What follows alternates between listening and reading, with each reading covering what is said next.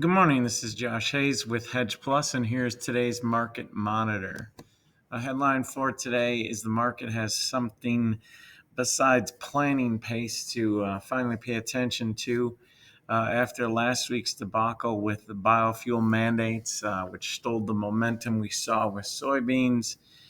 There's a little bit of a weather concern in Argentina where they have massive flooding going on. And not only is it now continuing delays with harvest there, there's definitely fear of significant loss with their soybean crop there in the particular region northwest of Buenos Aires. So that has somewhat helped to stop the bleeding we've seen with soybeans, at least until we see resolution with the biofuel mandates and have that picture clear up. We've also had continued strong corn export inspections, way above pace.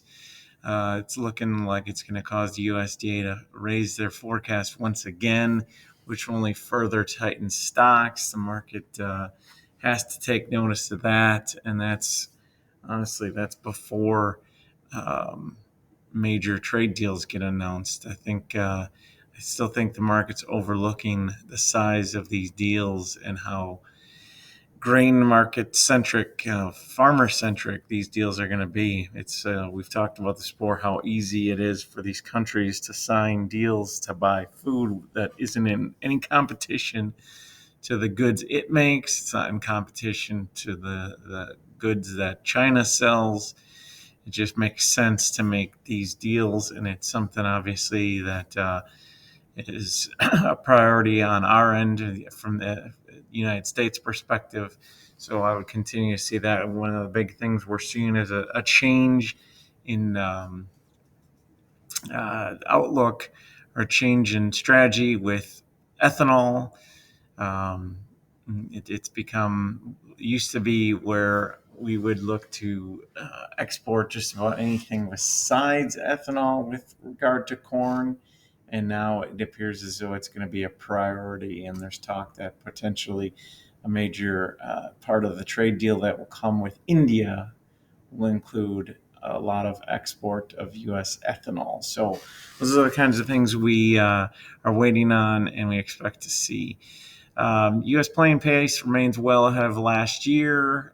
It's not a news story that goes away entirely, but it's becoming, I guess, less of a surprise. People are expecting our pace to remain strong at this point. There was no reason to fall behind from compared to last week. Market actually did expect us to be a little bit further of a big or a larger jump this past week, but we still remain well ahead of pace. At 78% complete with corn, we're above the 67% pace from a year ago, and the 5-year average is 73%.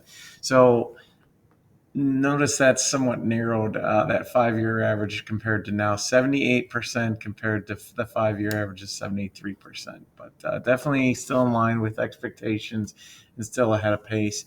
Soybean plantings are still on a record pace, 66 complete, well above the 50% we saw last year and the 5-year average of 53%. Spring wheat plantings are now 82% complete versus 76% a year ago on the but slightly behind the 5-year average of 85%. And then the other notable thing was saw a slight downgrade in wheat condition, 2% shifted from good to fair. That breaks a trend where we had seen massive improvement with the wheat crop to the point that a week ago at this time we were at a record good condition. Weather forecasts call for more rain in the U.S. plains. That should bring crop stress down for hard runner wheat to all the way down to around 10%. So that's good news there for those areas growing wheat in the U.S. Let's take a look at the weather. Severe weather and flooding in the southeast. We had heavy rains and massive storms, tornado-producing storms in Arkansas, Missouri, and now it looks like we might see some more flooding in the Tennessee River Basin, Ohio River Basin, and the southeast. Not quite as major of a flooding condition or a situation as they're seeing in Argentina. I mentioned that before, but causing damage to their soybean crop and absolutely delaying harvest. Good rains continue to improve crop conditions in Ukraine. That rain is not quite as extensive to take it into Russia, southern Russia, Black Sea region. It's more limited to the Ukraine area.